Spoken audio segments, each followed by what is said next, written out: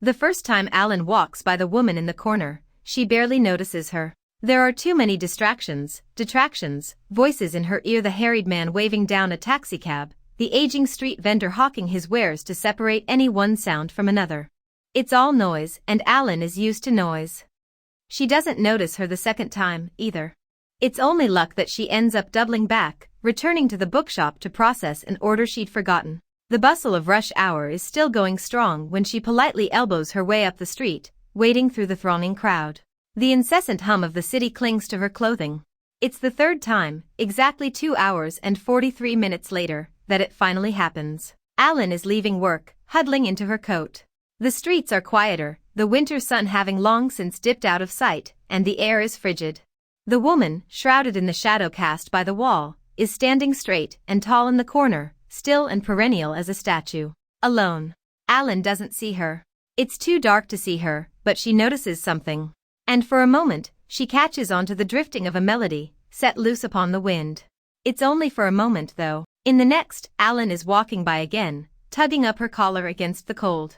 The bookshop has had a grand total of 2 customers by the time Alan takes her leave. The latter one tells her to have a good day, which sort of takes Alan by surprise, though she can't say why. Maybe it's because Alan herself wouldn't do the same. She can't remember the last time she wished someone a good day and meant it. The interaction sticks with her. She's thinking about it on her way home. She's thinking about it have a good day when she glances up, haphazardly, and meets the gaze of the woman with the violin.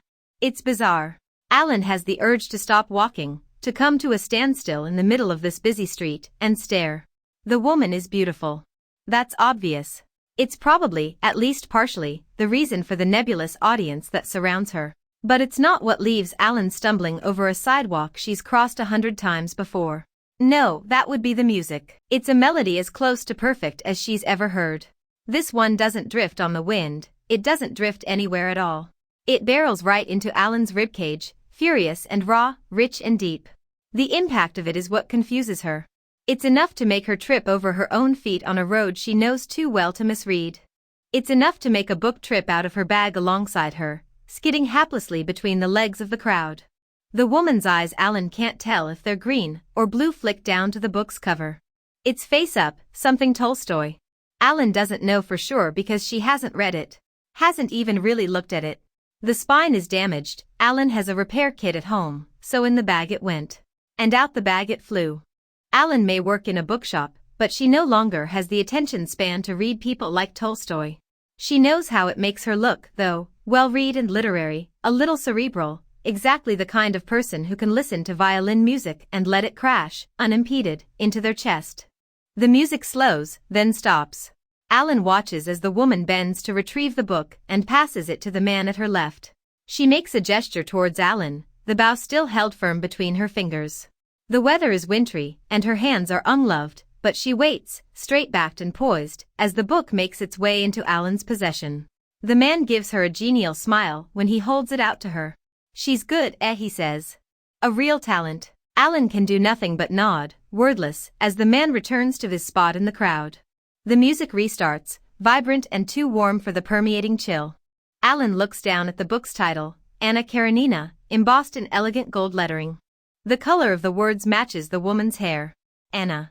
The name cuts through Alan like the music slices through the breeze. The woman plays. Alan listens a few moments longer, then turns and keeps walking down the street. The words "have a good day" dart again through her mind, flaring bright and brief, before fading once more into the quiet. Alan doesn't look the way she does. It's the first thing she thinks, on the third day, when she sees her again. The woman with the violin is tall and seamless, with long and wild hair that belies the grace of her playing.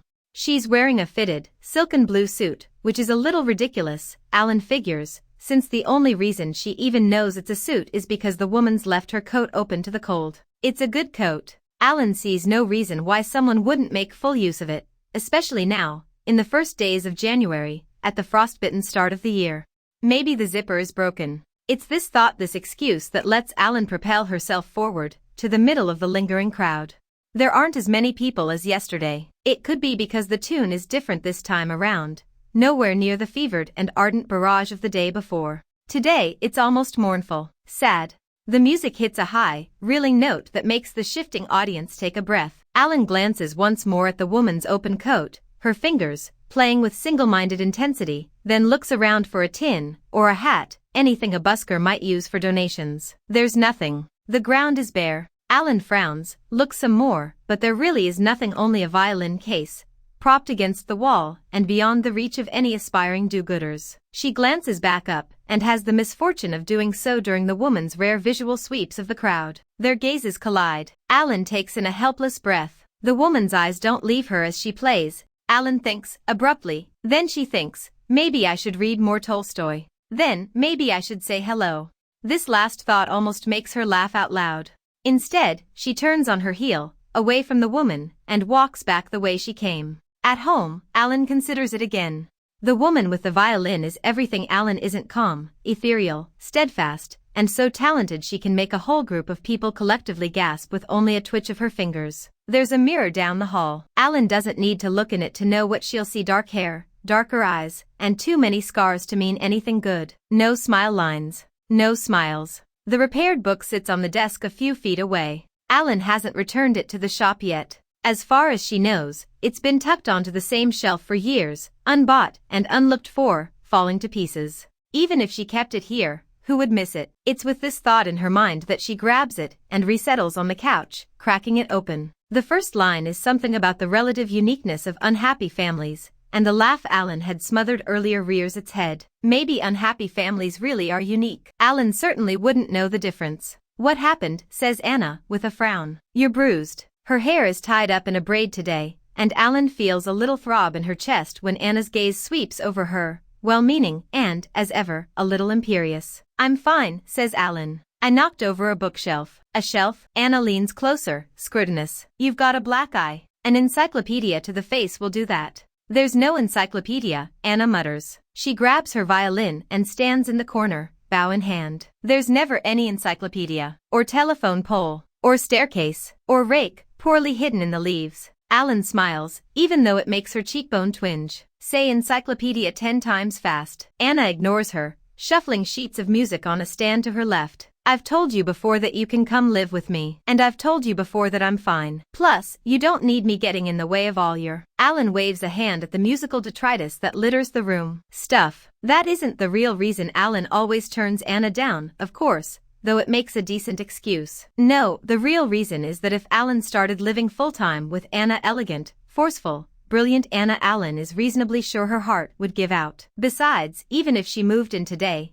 it wouldn't last long enough to matter. Did you find an apartment yet? Alan asks, staring at the ceiling from where she's flopped on Anna's couch. One that's actually affordable, I mean? Yes, she says. My grandfather agreed to help pay tuition, so I'm not too worried about making ends meet. That's good. At least you won't have to, I dunno, cover rent on your own. Alan grimaces. Not that I know what the going rate is on downtown London real estate, but I figure it's not low. Anna says nothing again, but Alan knows her well enough to recognize the tension beneath the quiet. Hell, Alan's whole life has been a study in slow, dangerous silences, but at least she knows this one won't end in a hospital visit. Alan gives it another moment before prodding, carefully. Everything okay? The moment stretches, before Anna releases a breath. My grandfather is keeping this apartment on hold for me while I'm gone, she says. So stay here. Move in. You don't even have to pay rent. It's all covered. Alan stiffens. It's very kind, in a borderline belligerent sort of way. And Anna's many offers to pay Alan's way through life are nothing new, simply the product of being brought up with money in a world where most people weren't. It's harmless, Alan usually convinces herself. Anna's only being nice. She doesn't mean to condescend. But this time, something about Anna's phrasing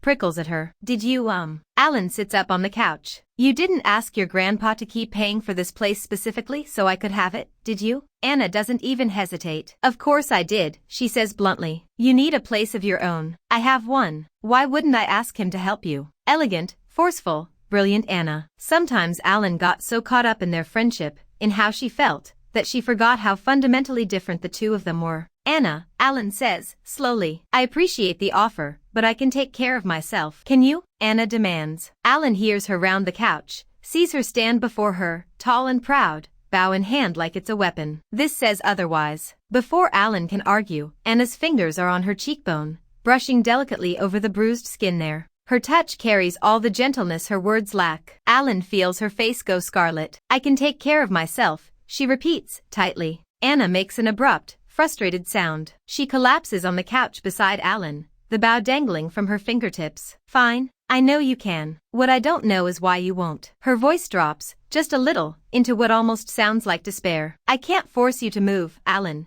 but do you really plan to stay in that house forever? The mix of embarrassment and anger, and something else that's contributed to the burning in Alan's cheeks leaches away under Anna's concern, leaving behind only the guilt of vilifying her good intentions. And somewhere quieter, deeper, the shame of knowing that she's right. She's my mother, Anna, Alan says, tiredly. What else am I supposed to do? Anna looks down at the floor. Her hand moves towards Alan, wavering, as though she's unsure how to proceed. Alan watches, more curious than anything, until the hand comes down on her arm, drifts idly to just above her knee, and squeezes. Alan can feel the warmth creeping back up her neck. Just, Anna says, uncharacteristically hesitant. Will you think about it? Alan glances down at her hand. She considers taking it. She considers a lot of things, briefly, living in this apartment, texting Anna in her free time, being with her, here, when she returns on break. No money for an English degree, but maybe living here. Alan could work at her favorite little bookshop, manage the commute in a way she couldn't back at her house. Then she considers her mother, growing older, who made up in vitriol what she could no longer accomplish with strength. Her mother, who didn't love her but didn't hurt her as much nowadays. Her mother, who had no one but Alan. Yeah, Alan says, keeping her hands locked firmly in her lap. I'll think about it. Alan wakes on the couch with the book open on her abdomen. Tears are pressing on the back of her tongue even before she's fully aware, and she is aware. She's aware of herself, of her scars, in a way she hasn't ever been before. Alan hates it. She hates it. She's never wanted to know where they came from. She still doesn't. She's afraid to go back to sleep, afraid to see the woman with the violin, afraid to put a name to the face. She's happy enough. She doesn't need to remember a mother she doesn't know, wounds she doesn't recognize, a lifetime of pain and sadness, and why won't you love me with only one bright spot that's lost to her now. And even if she felt the way she did then, it's not like Alan could tell her so. Not when she's so fragmented, broken, because it's too late. She remembers. Alan grips the book tighter against her chest and cries long, silent,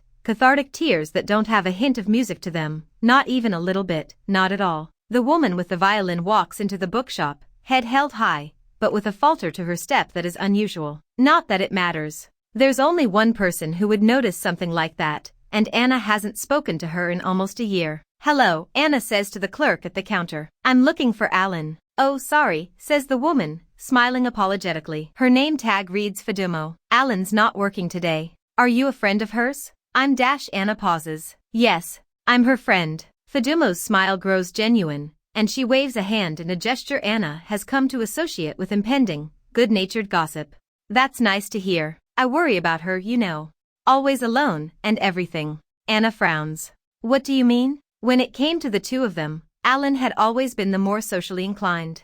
Anna had thought that she'd thought a lot of things, until the day Alan stopped speaking to her and Anna stopped thinking entirely. Fadumo's eyes go wide, and then fill with pity. Anna bristles, before realizing the pity's not for her. You know, Fadumo says, after that terrible accident, poor girl with her mother in the car, and all the complications afterward. Anna had been isolated in London. No friends, no family, beyond her elderly grandfather, no outings with her peers, only forcing excellence, being the best, in order to forget the aching absence of someone who wouldn't return her calls, who she couldn't come home to and see because she was anchored in a lonely country she was starting to hate. It had taken all her courage to come back, during her first break in nearly a year, and track her down, to play outside her bookshop, and wonder.